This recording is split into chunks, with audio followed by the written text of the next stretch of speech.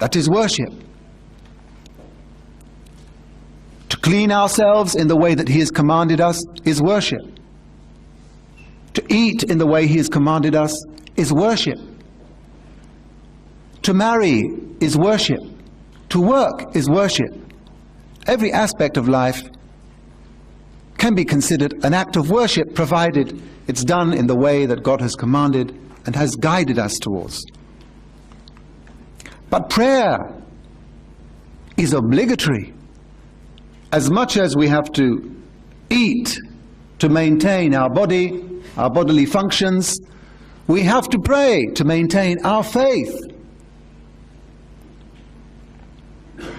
And I think there's another saying that the line between faith and disbelief is the prayer. This is a sign of a person's faith. And so prayer itself is one of the most beautiful expressions of that faith. And of course in Islam there are different kinds of prayer. We're talking about the prayer which the Prophet showed us, the 5 daily prayers in which we stand, we recite the Quran, we bow, we prostrate.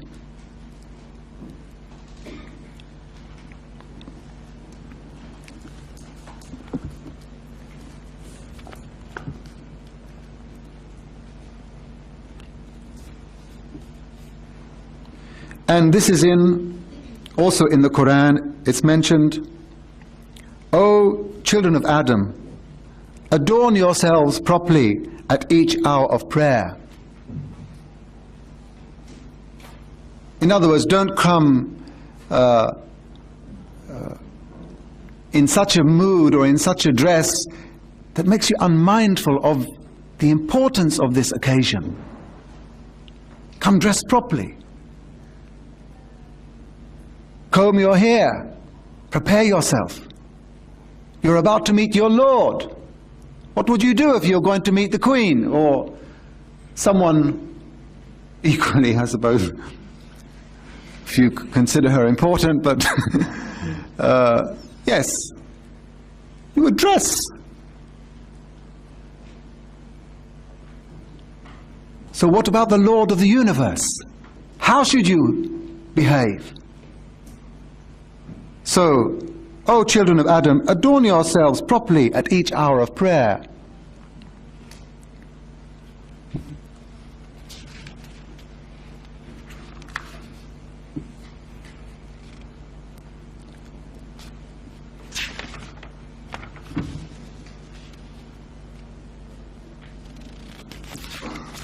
Also, if you go, as we do, as we should,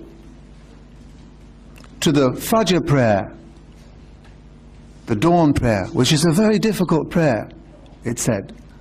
Very difficult prayer for the hypocrites. They may be able to do the other prayers, but the dawn prayer is very difficult for the hypocrites. And no one could deny it's difficult, but it is difficult. So, when you set out, there's a dua, a prayer. There's another kind of prayer which I mentioned, there's different prayers. The one which we ask Allah for something, supplication. So this supplication is made, or should be made, on your way to the prayer, in the morning, at Fajr, at dawn.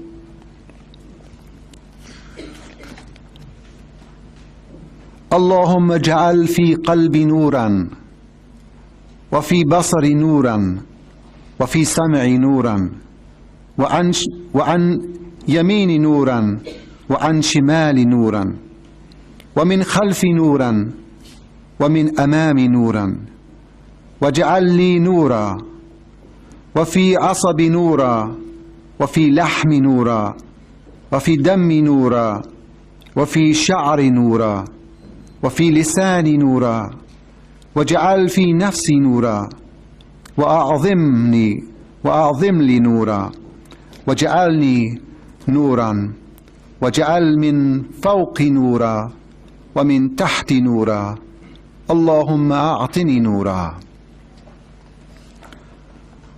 O God, make light in my heart. Make light in my eyes. Make light in my ears. Light on my right, light on my left. Light above me, light beneath me. Light before me, light behind me. And make thou for me light. Light in my tongue, light in my sinews, light in my flesh, light in my blood, light in my hair, light in my body, light in my soul, and magnify for me light. O God, bestow on me light.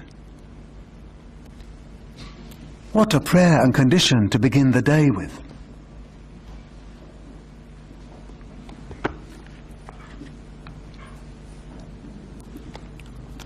Also, the recitation of the Quran itself, this is a form of worship. And we have been commanded by the Prophet, peace be upon him, to recite the Quran in a beautiful way. And I think there's even a hadith which says, he is not of us who does not, beautify the Quran with his voice. So beautification is also achieved by the recitation of God's book. And there's a hadith, the best form of worship for my followers is the recitation of Quran.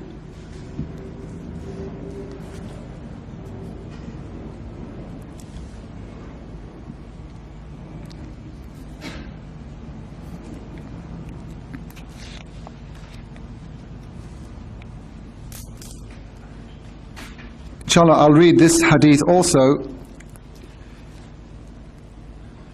When the Prophet ﷺ said, God has ordained that any man who engages himself in the recitation of Quran so constantly that he finds no time to send prayers to me, I shall provide him with more without asking than those who ask.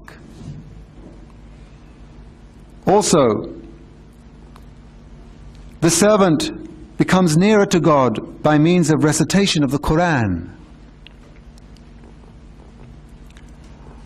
Also, the man who has studied the Quran and recites it daily can be likened to a basket full of musk, whose sweet smell is making the whole atmosphere fragrant. And the man who has studied the Quran but does not recite it may be likened to a bottle full of musk whose mouth has been sealed.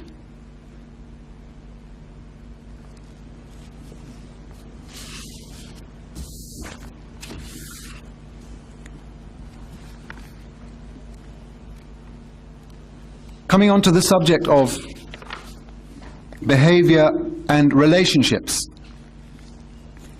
One of the first relationships we must be cautious and be careful about after our relationship with our Creator is our parents. And we'll find this in the Quran in many places. After the command to worship God, not to make partners with Him, comes the command to behave well with your parents.